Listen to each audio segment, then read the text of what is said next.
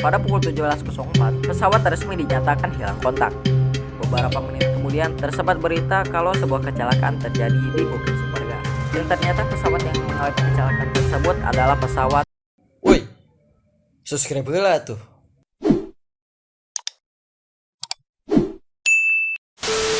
Oke cuy, ya Wilujeng Sumping, balik lagi bersama gue Sony di channel Sonic CH.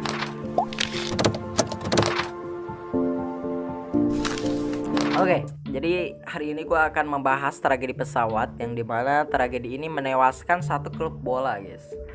Tragedi ini adalah tragedi pesawat yang pertama kali dalam sejarah yang melibatkan sebuah klub sepak bola. Tragedi ini menewaskan sebuah klub bola asal Turin, Italia, yakni Torino FC, yang sedang dalam masa jaya-jayanya. Dan tragedi ini bernama tragedi Superga. Oke, mari kita bahas ceritanya di Mirror Mystery Horror.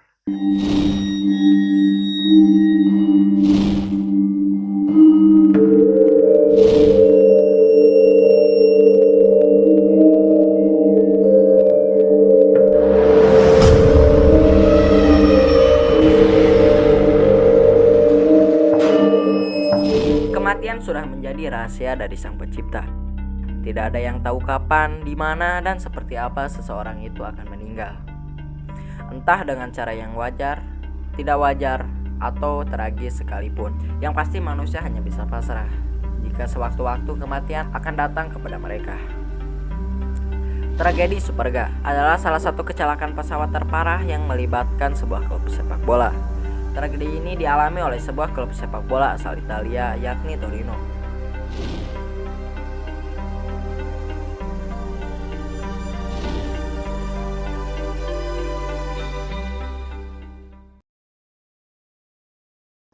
Torino sendiri adalah salah satu klub bola tertua dari Italia. Prestasinya cukup lumayan mentereng nih guys. Torino tercatat pernah menjuari Serie A sebanyak 7 kali dan 4 diantaranya didapat dengan cara beruntun. Selain Scudetto, Torino juga pernah menjuari Coppa Italia sebanyak 5 kali dan menjuari Serie B sebanyak 3 kali.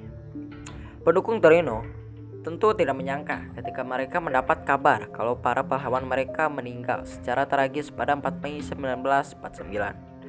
Ketika sebuah pesawat yang mereka tumpangi menabrak Bukit Superga dan menewaskan seluruh penumpang yang berada di dalam pesawat. Nama besar Torino pun seketika lenyap di kubur tragedi. Oke, masuk ke ceritanya. Semua diawali dari sebuah surat yang masuk di dalam kotak pos milik salah satu pemain mereka, yakni Valentino Mazzola alias Tino. Tino memilah-milih surat tersebut mengingat jumlahnya cukup banyak. Sampai kemudian ia melihat sebuah surat dari Francisco Pereira alias Zico. Sama seperti Tino, Zico adalah pemain sepak bola yang saat itu bermain untuk timnas Portugal dan Benfica. Maksud Zico mengirim surat tersebut adalah untuk mengajak Torino bermain melawan timnya dalam sebuah pertandingan seremoni. Zico berniat untuk pensiun dan agar pertandingan testimoninya berjalan dengan meriah, maka ia ingin Benfica melawan kesebelasan yang kuat. Yang ia pilih saat itu adalah Torino.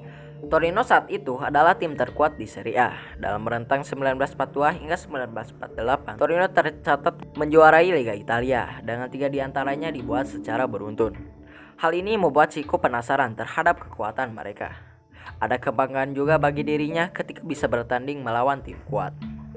Sahabatku, saat ini kalian adalah tim terkuat di Eropa. Saya yakin dengan kehadiran kalian masyarakat pasti akan datang memenuhi stadion untuk melihat pertandingan testimoni saya, kata Zico dalam suratnya. Tino kemudian membalas dan menulis, saya akan meminta izin kepada Nopo, Presiden Torino. Jika dia setuju, maka aku akan datang ke pesta perpisahanmu. Ayah dari legenda Inter, Sandro Mazzola tersebut meneruskan kepada Nopo. Beruntungnya sang presiden memberikan lampu hijau. Namun Nopo menyetujui dengan catatan kalau pertandingan persahabatan tersebut tidak mengganggu jadwal mereka di Serie A yang akan berhadapan dengan Inter Milan pada waktu dekat. Hasil itu pun dimaksimalkan oleh para pemain. Laga melawan Inter berakhir dengan skor 0-0. Meski begitu, hasil tersebut cukup membawa Torino menjadi juara Serie A ke-6 kalinya atau keempat secara beruntun. Mereka bisa ke Lisbon dengan perasaan yang tenang. Pada Minggu pagi, tanggal 3 Mei 1949, Torino berangkat ke Portugal dengan membawa 18 pemain dan pelatih utama yaitu Leslie Lipesley. Kebetulan laga tersebut akan digelar pada malam hari sehingga mereka masih punya waktu untuk beristirahat. Pertandingan yang dimainkan tersebut berlangsung lancar. Apa yang Siko bilang terbukti. Penonton benar-benar memenuhi stadion pada saat itu. Yang lebih menyenangkan bagi Siko, Benfica menang 4-3. Tim terkuat itu kalah melawan timnya. Hal ini jelas semakin membuat sumringah Siko dan pendukung Benfica karena mendapat hiburan dari penampilan dua tim hebat tersebut. Tino bahkan sempat memeluk Siko sebagai ucapan selamat. Siko tidak tahu kalau itu adalah pertemuan terakhir dia dengan sahabat Italianya tersebut. Keesokan harinya, Torino langsung pulang ke Turin dengan naik pesawat dari maskapai Alpioline Italiane. Pesawat itu berangkat dari Lisbon pada pukul 9:40 pagi dan akan Barcelona pada pukul 1 siangan. Di sana, Torino sempat makan siang terlebih dahulu dan bertemu rombongan dari AC Milan yang sedang dalam perjalanan menuju Madrid.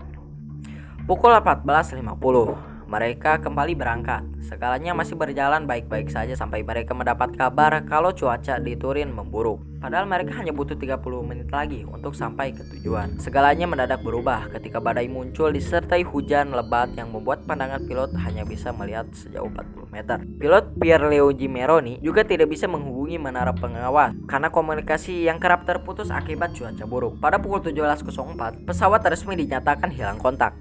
Beberapa menit kemudian tersebar berita kalau sebuah kecelakaan terjadi di Bukit Superga. Yang ternyata pesawat yang mengalami kecelakaan tersebut adalah pesawat yang ditumpangi oleh para penggawa Torino.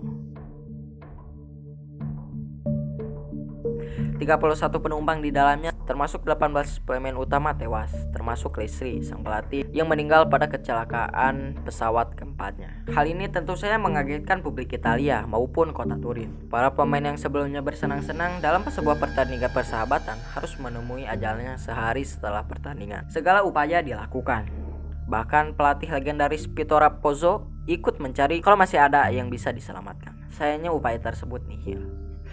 Kepedihan juga dirasakan oleh Siko. Ia dihantui oleh rasa bersalah yang begitu besar. Karena suratnya, ia justru membuat sahabat dan rekan setimnya meninggal dunia. Sebagai bentuk penebusan rasa bersalah, ia memberikan santunan kepada keluarga korban dan meletakkan gambar Torino dalam ruangan pribadinya. Namun tetap saja itu tidak cukup. Sauro Toma dan Renato Galdoffi adalah dua pemain Torino yang selamat dari kecelakaan karena tidak dapat berangkat akibat cedera. Sang presiden Ferruccio Nopo juga selamat akibat terserang flu saat hari pertandingan. Diadakan pertemuan untuk membahas kelanjutan nasib Torino di Serie A karena masih ada 5 pertandingan sisa. Akhirnya tim-tim peserta Serie A sepakat kalau gelar juara diberikan kepada Torino sebagai bentuk penghormatan. Akan tetapi Torino menolak. Mereka ingin bertanding secara fair dan mengandalkan para pemain juniornya. Kesepakatan akhir didapat, yaitu setiap tim yang bertemu Torino harus menurunkan pemain juniornya agar menciptakan kekuatan yang seimbang. Torino juga yang menjadi juara dengan keunggulan 5 poin atas Inter. Jika tidak ada tragedi Superga, mungkin Torino bisa menjadi penguasa Italia untuk waktu yang lama. Setelah kejadian tersebut, mereka sulit untuk membangun nama besarnya kembali. Hanya satu Scudetto yang bisa mereka raih, yakni pada musim 1975-1976. Dan setelah itu, kiprah mereka lebih banyak diwarnai di papan tengah ataupun bahkan di kompetisi Serie B. Bahkan untuk meraih Coppa Italia saja, mereka belum mampu untuk melakukannya sejak 1992-1993. Saat ini Torino dianggap bukan lagi sebagai kekuatan Italia, layaknya 7 dekade yang lalu. Meski begitu, hal tersebut tidak akan memupus harapan para penggemar mereka. Pendukung Torino akan selalu menanti nama besar timnya kembali, meski hingga saat ini harapan mereka belum kunjung terkabul. Oke, jadi segitu aja pembahasan kita pada hari ini. Jadi buat kalian yang suka video ini, jangan lupa untuk tekan tombol like, komen, dan subscribe-nya. Dan jangan lupa untuk share video ini sebanyak-banyak ke teman kalian. Dan sampai jumpa lagi di video selanjutnya. Bye.